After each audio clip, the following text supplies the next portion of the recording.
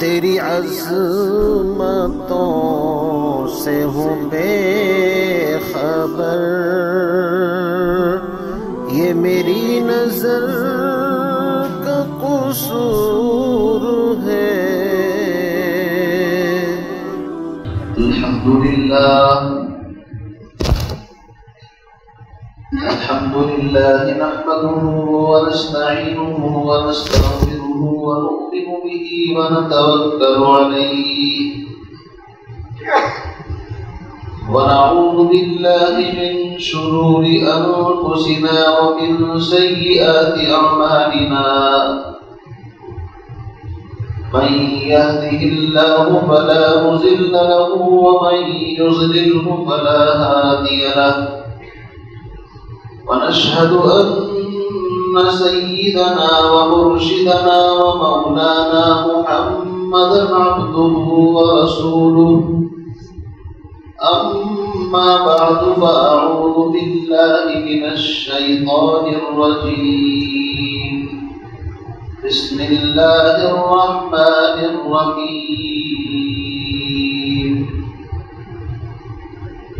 إنما يعمر مساجد الله من آمن بالله واليوم الآخر وأقام الصلاة وآتى الزكاة ولم يخش إلا الله، فعسى أولئك أن يكونوا من المهتدين.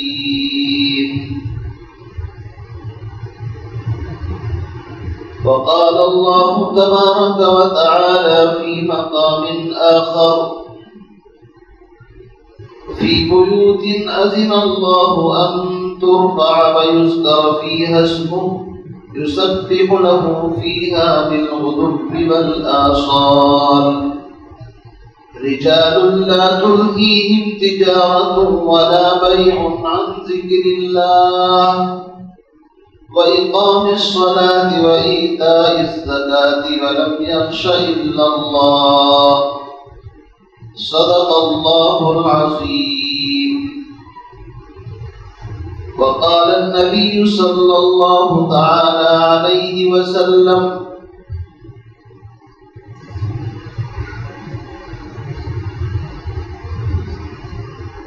لا يؤمن أحدكم حتى يكون هواه تبعا لما جئت به،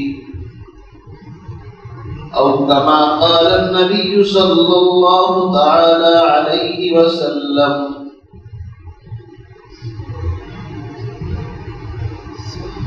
میرے انتہائی واجب الاحترام بزرگوں، دوستو،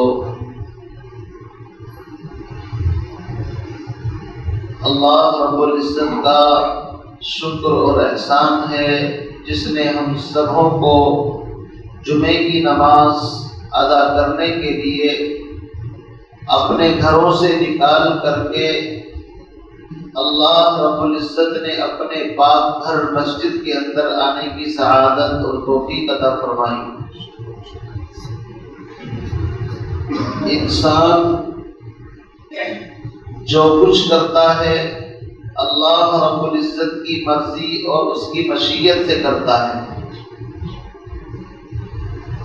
اللہ رب العزت کسی کو اگر اپنی عبادت کی توفیق عطا فرما دے تو یہ اس کا کرم ہے، ذرہ نوازی۔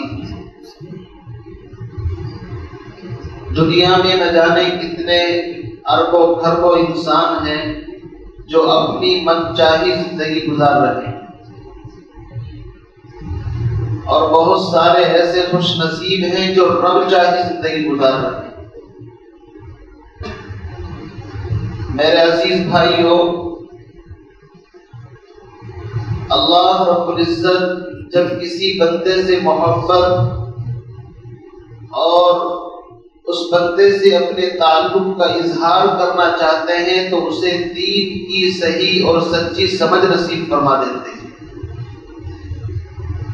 مَن يُرِدِ اللَّهُ بِهِ خَيْرًا يُفَقِّهْهُ فِي الدِّينِ، کہ جس بندے سے اللہ خیر اور بھلائی کا ارادہ کرتے ہیں اس کو دین کی سمجھ اور دین کی صحیح سچی سمجھ عطا فرما دیتے ہیں۔ اس کا مطلب یہ ہوا کہ اللہ جس بندے سے شر کا ارادہ فرماتے ہیں اس سے خیر کی اور دین کی سمجھ کو چھین لیتے ہیں۔ ہم سب کا یہاں پر جمع ہونا نماز کے لیے، ذکر کے لیے، تلاوت کے لیے، قرآن پاک پڑھنے کے لیے، یہ محض اللہ کا فضل ہے، اس کا احسان ہے۔ یہ سعادت بزور بازو نیز تانا بخشد خدائے بخشندہ۔ میرے عزیز بھائیو، میں نے قرآن مقدس کی سورہ نور اور سورہ توبہ کی آیات تلاوت کی ہے۔ اللہ رب العزت نے ارشاد فرمایا انما یعمر مساجد اللہ، کہ اللہ کے گھر کو وہی آباد کرتے ہیں۔ انما علماء جانتے ہیں کلمہ حصر، یعنی اللہ رب العزت کے گھر کو صرف اور صرف وہی لوگ آباد کرتے ہیں من آمن باللہ والیوم الآخر، جو اللہ پر ایمان رکھتے ہیں اور آخرت کے دن پر ایمان رکھتے ہیں۔ یہاں پر اللہ پر ایمان رکھنا لیکن رسول پر ایمان کا ذکر نہیں فرمایا، تو اس کو سمجھ لیجئے کہ اللہ پر ایمان اسی وقت معتبر ہوگا جب اس کے رسولوں پر بھی ایمان ہوگا، اس کے فرشتوں پر بھی ایمان ہوگا، اس کی کتابوں پر بھی ایمان ہوگا۔ یہ ایک لفظ ہے من آمن باللہ، لیکن ساری چیزیں اسی کے اندر چھپی ہوئی۔ اگر صرف اللہ پر ایمان لانے سے کام چل جاتا تو پچھلی جتنی امتیں گزری ہیں اللہ پر تو وہ بھی ایمان رکھتی ہیں۔ سورہ آل عمران کے اندر ایک آیت ہے کہ نبی علیہ السلام نے بنی اسرائیل یعنی یہود اور نصارہ سے کہا کہ قل یا اہل الکتاب تعالوا الی کلمۃ واحدۃ، آؤ اس کلمے کی طرف جو ہمارے اور تمہارے درمیان مشترک ہے۔ تم بھی لا الہ الا اللہ کہتے ہو، ہم بھی لا الہ الا اللہ کہتے ہیں، لیکن ان کے لا الہ الا اللہ میں فرق کیا ہے؟ وہ صرف موسیٰ علیہ السلام کو، عیسیٰ علیہ السلام کو نبی مانتے ہیں، محمد عربی صلی اللہ علیہ وسلم کو نبی نہیں مانتے، اسی لیے وہ جماعت الگ ہو گئی۔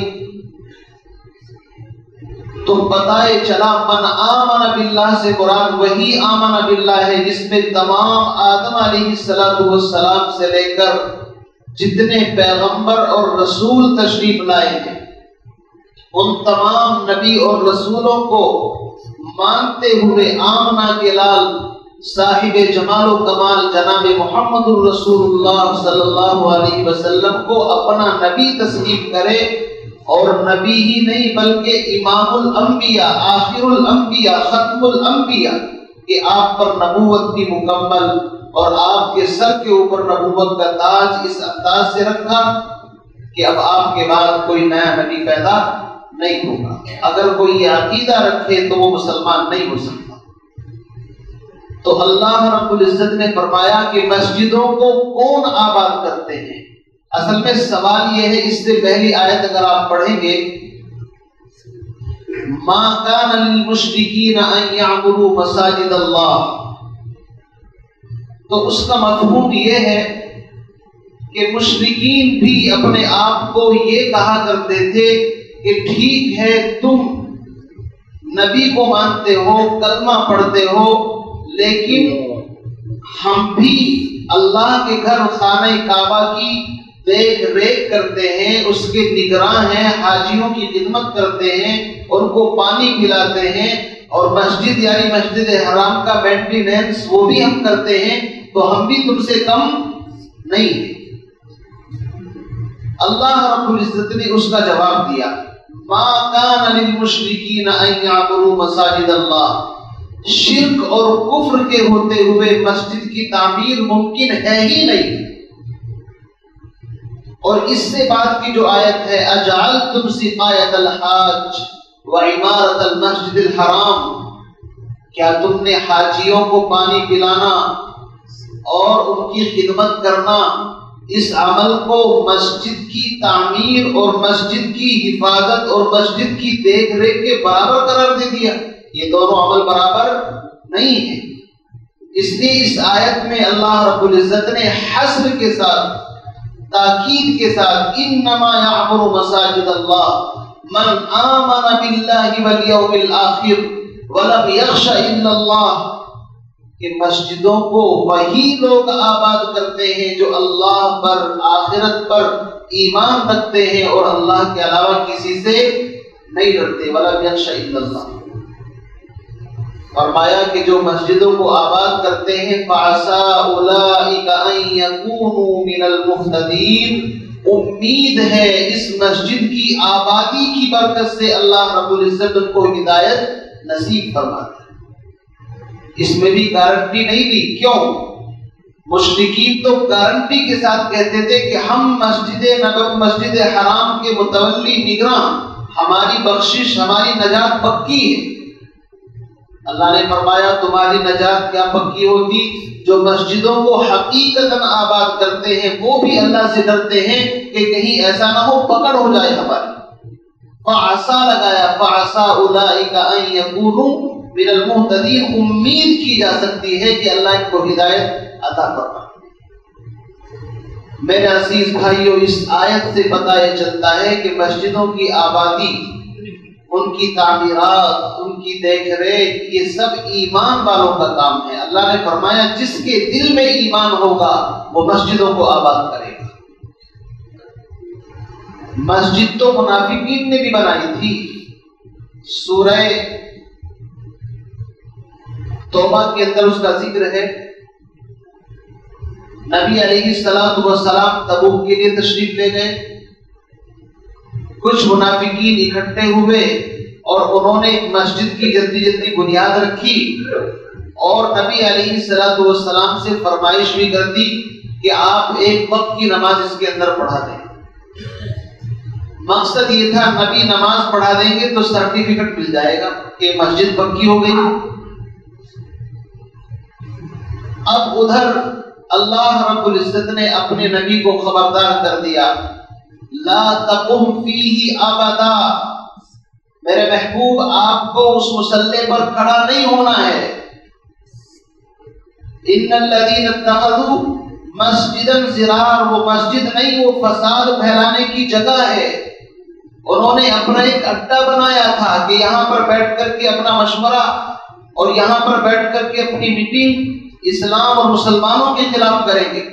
اللہ نے اپنے نبی کو خبردار کر دیا، لا تقم فیہ ابدا، آپ کو اس مسجد میں کھڑے ہونے کی اجازت نہیں۔ اب جب نبی علیہ السلام تشریف لائے، آپ نے کہا کہ اس کو جلا دو، ختم کر دو۔ وہ کہنے لگے، قسم کھانے لگے، واللہ یشہد ان المنافقین لکاذبون، انہوں نے کہا کہ ہمارا ان اردنا الا الحسنى، ہم تو بھلائی کے لیے مسجد بنائی ہے۔ اللہ نے فرمایا یہ جھوٹ بول رہے ہیں، واللہ یشہد ان المنافقین لکاذبون۔ لا تقم فیہ ابدا لمسجد اسس علی التقوى من اول یوم احق ان تقوم فیہ رجال یحبون ان یتطہروا واللہ یحب المطہرین۔ اللہ نے فرمایا اس مسجد کے مقابلے میں ایک دوسری مسجد ہے جس کو مسجد قباء کہتے ہیں، جس کی بنیاد نبی علیہ السلام نے رکھی تھی۔ فرمایا کہ آپ اس میں نماز پڑھیں۔ تو میرے عزیز بزرگوں، بھائیوں، مسجدیں اللہ کا گھر ہیں۔ مسجدیں کس لیے بنائی جاتی ہیں؟ فی بیوت اذن اللہ ان ترفع ویذکر فیہا اسمہ، مسجدیں اللہ کے ذکر کو بلند کرنے کے لیے بنائی جاتی ہیں۔ عبادت کہیں بھی ہو سکتی ہے۔ میں نے آپ کو اس سے پچھلے جمعے میں حدیث سنائی تھی۔ اللہ کے نبی نے فرمایا کہ مجھے 6 چیزیں اسپیشل اللہ نے عطا فرمائی ہیں، ان میں سے ایک یہ ہے، انما جعلت لی الارض مسجدا وطہورا، میرے لیے تمام زمین کو پاک اور مسجد بنا دیا ہے۔ لیکن اس کے باوجود مسلمان اپنی عبادتوں کے لیے ایک جگہ بناتے ہیں جس کو مسجد کا نام دیا جاتا ہے، یہ مسجدیں کیا ہیں؟ یہ ایمان کا اور اللہ رب العزت کا جو نور ہے، وہاں سے سارا کا سارا نور ساری دنیا کے اندر تقسیم ہوتا ہے۔ سورہ نور کی آیت ہے اللہ نور السماوات والارض، اللہ آسمان اور زمین کا نور ہے۔ اللہ کو ان ظاہری آنکھوں سے ہم نہیں دیکھ سکتے۔ اللہ رب العزت کا وہ نور اس زمین پر سب سے پہلے خانہ کعبہ کے اوپر اترتا ہے، چونکہ خانہ کعبہ اللہ کا اس زمین پر سب سے پہلا گھر ہے، جس کو بیت اللہ کہتے ہیں۔ بیت اللہ، اللہ کا گھر۔ اب آپ کہیں گے اللہ رب العزت کو تو گھر کی ضرورت نہیں ہے، یہ نسبت ہے کسی کی بڑائی بیان کرنے کے لیے، اللہ کی طرف نسبت کرنے سے اس کا مقام بلند کرنا ہے۔ بیت اللہ کہ کوئی معمولی گھر نہیں، اللہ کا گھر ہے۔ اور اس زمین میں، کائنات میں جب اللہ رب العزت نے زمین کو پھیلایا، حدیث کے اندر آتا ہے کہ آسمان اور زمین کی پیدائش سے پہلے اللہ رب العزت کا عرش پانی پر تھا، اور جہاں سے اس زمین کو پھیلایا وہ ایک بلبلے کی شکل تھی۔ تو جہاں آج خانہ کعبہ ہے وہیں سے زمین کو پھیلایا چاروں طرف، اور پوری زمین کا اگر آپ سینٹر نکالیں، درمیانی حصہ، تو جہاں خانہ کعبہ ہے وہ زمین کا بالکل درمیانی حصہ ہے۔ عجیب بات، سورہ بقرہ اس کی 286 آیتیں ہیں۔ آپ اس کو دو حصوں کے اندر ڈیوائیڈ کریں تو 143، جب آدھی کریں گے تو 143 286 بن گئی۔ آیت نمبر 143 آپ پڑھیے قرآن پاک کی، اس میں اس امت کا ذکر ہے، وَكَذَلِكَ جَعَلْنَاكُمْ أُمَّةً وَسَطًا لِتَكُونُوا شُهَدَاءَ عَلَى النَّاسِ۔ اللہ رب العزت نے تمام امتوں میں سے امت محمدیہ کو درمیانی اور معتدل امت بنایا ہے، اور اسی آیت کے اندر چل کر کے خانہ کعبہ کا ذکر ہے۔ پتہ یہ چلا جس طرح امتوں کے اندر یہ امت درمیانی امت ہے، اسی طریقے سے پوری زمین کے اندر سب سے درمیانی حصہ وہ جگہ ہے جہاں پر اللہ کا گھر خانہ کعبہ موجود ہے۔ ان اول بیت وضع للناس للذی ببکۃ مبارکا وہدی للعالمین۔ اللہ فرماتے ہیں کہ اس زمین پر عبادت کے لیے سب سے پہلا گھر جو بنایا گیا ہے وہ خانہ کعبہ ہے۔ ومن دخلہ کان آمنا، جو اس گھر میں داخل ہو گیا امن، اتنا امن کہ اگر باپ کے قاتل کو بھی وہاں پر پائے اس سے بھی حرم کے اندر قصاص لینا جائز نہیں۔ اسی لیے جب حاجی عمرہ کرنے والا احرام باندھ لیتا ہے تو نہ کسی کا شکار کرنا جائز، یہاں تک کہ اپنے جسم کی جوں کو مارنا بھی اس کے لیے جائز نہیں ہے، اتنا امن۔ ومن دخلہ کان آمنا۔ تو اس زمین پر سب سے پہلے اللہ رب العزت کا گھر خانہ کعبہ، اور اسی خانہ کعبہ کی بالکل وسط اور بالکل سینٹر کے اوپر، آسمانوں کے اوپر فرشتوں کا کعبہ ہے جس کو بیت المعمور کہتے ہیں۔ ہر وقت اس کا بھی طواف چلتا رہتا ہے، فرشتے طواف کرتے ہیں۔ علماء نے لکھا کہ اگر اس بیت المعمور سے کوئی سکہ زمین پر ڈالا جائے تو خانہ کعبہ کی چھت کے اوپر آ کر کے گرے گا، اتنا سینٹر کے اندر۔ اور فرشتے ہر وقت اس کا طواف کرتے ہیں، اور جس کا ایک مرتبہ نمبر آ گیا قیامت تک اس کا نمبر آنے والا نہیں۔ اسی لیے اللہ نے قرآن میں فرمایا کہ تیرے رب کا جو لشکر ہے اس کی گنتی کوئی نہیں جانتا، اللہ جانتا ہے کتنی عظیم اور کتنے فرشتے، کتنی مخلوق اس نے پیدا کر رکھی ہے، کسی انسان کو پتا نہیں۔ وَمَا يَعْلَمُ جُنُودَ رَبِّكَ إِلَّا هُوَ، تیرے رب کے لشکر کی تعداد اللہ کے علاوہ کوئی نہیں جانتا۔ تو اس زمین پر سب سے پہلے وسط سے جس جگہ کو پھیلایا گیا وہ خانہ کعبہ،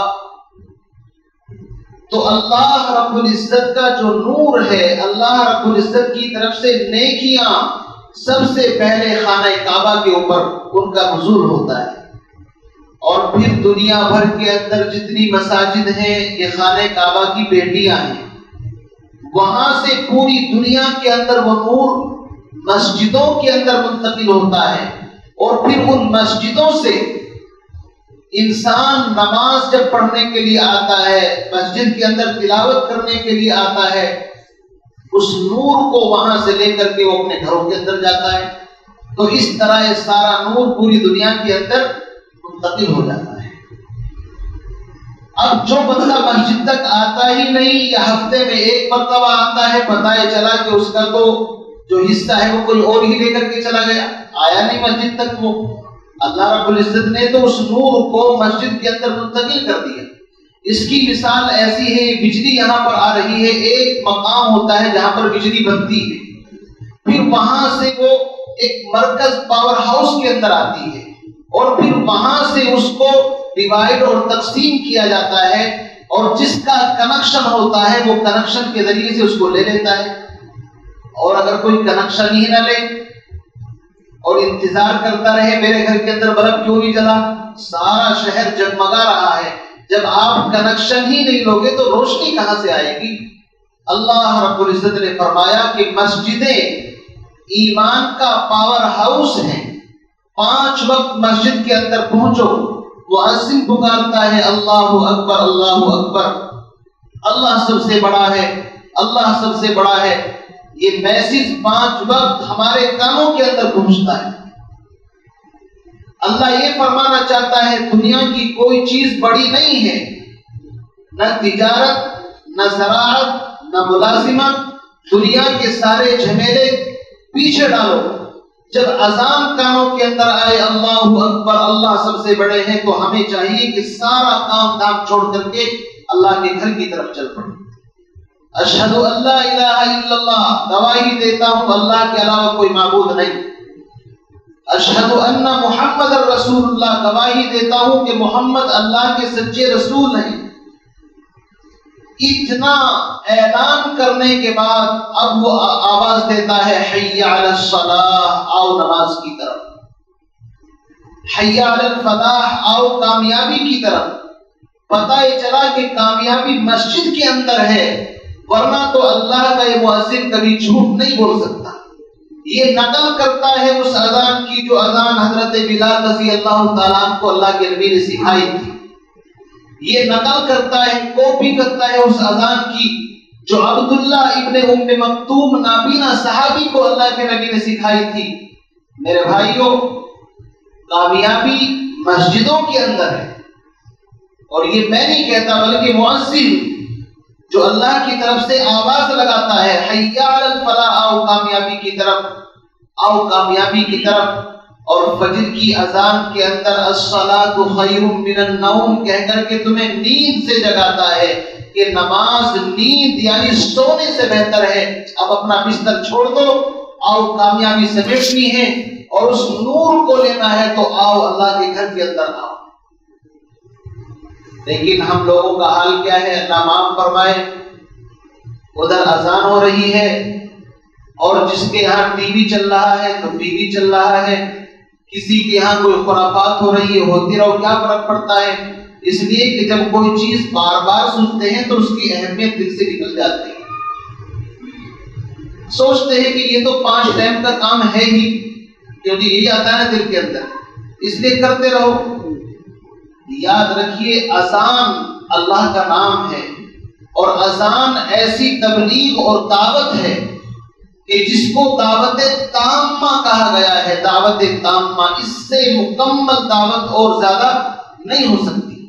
5 وقت یہ منادی اللہ کی طرف سے تمہیں آواز دیتا ہے، اسی لیے اذان کے بعد کی دعا کیا ہے؟ اللہم رب هذه الدعوة التامة والصلاة القائمة آت محمدا الوسيلة وابعثه مقاما محمودا الذي وعدته انك لا تخلف الميعاد۔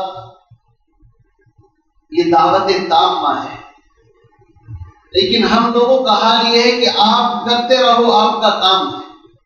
اگر اس کے الفاظ پر غور کر لیا جائے تو میرے عزیز بھائیوں، ہم ساری دنیا کے کام چھوڑ کر کے فوراً اللہ کے گھر کی طرف آ جائیں، لیکن ہمارا حال یہ ہے کہ ہم سمجھتے نہیں۔